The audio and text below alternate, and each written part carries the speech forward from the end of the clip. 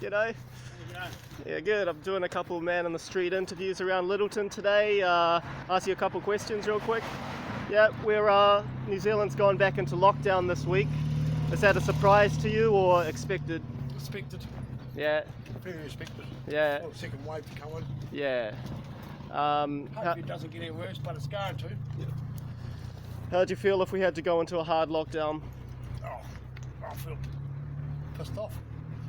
Where they're going to find the money to, how are you going to live? Yeah, we can't turn off the economy indefinitely. Even the construction side of it, they can't lock us fully down, whereas, there'd be no construction left. Sure. What degree of confidence do you have that the government can succeed in their aim of eliminating COVID in New Zealand? Because on one view, it's like the flu. You can't really eliminate it. It's going to come around every season. Every season. And a more sensible strategy would be just to try to mitigate the effects of it and lessen it. Slow it down, try at the borders. Yeah, so the hospitals don't get overwhelmed and that type of thing. Okay, one last question. It's got a couple parts to it.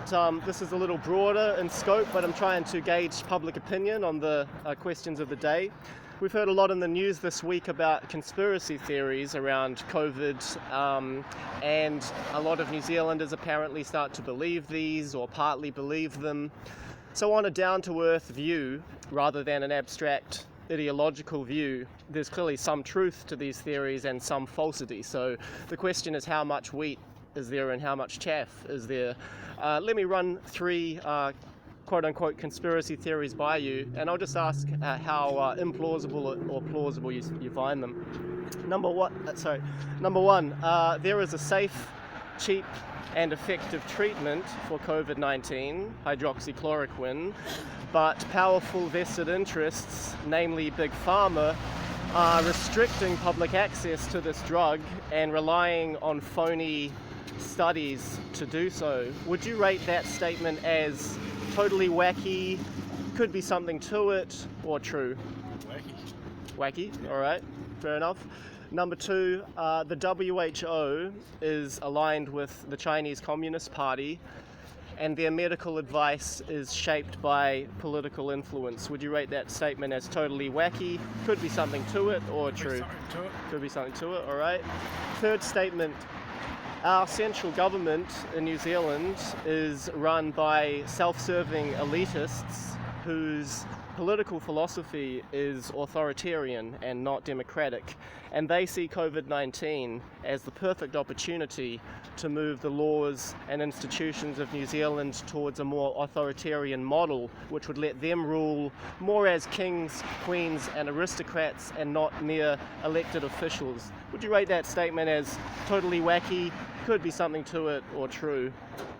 They've got to have the power. They've got to make people have the power, because if they don't have power, no one's going to listen to what's happening. Right. So the government's got to force, lockdown and police involved. So are you sort of saying that they are taking on some powers of kings and queens, but they need to? They need to. Right. Okay, interesting. So what's your name, man? Craig, I'm Dan. This is just for my social media. We don't have community television in New Zealand anymore, so I'm just one of the amateur independent media trying to fill that gap. But thanks for chatting, and if you want to check out what I post, my handle on Twitter is @LiveSonnet, LiveSonnet. Okay. Yep, have a good day, mate. Okay, thank you. Cheers.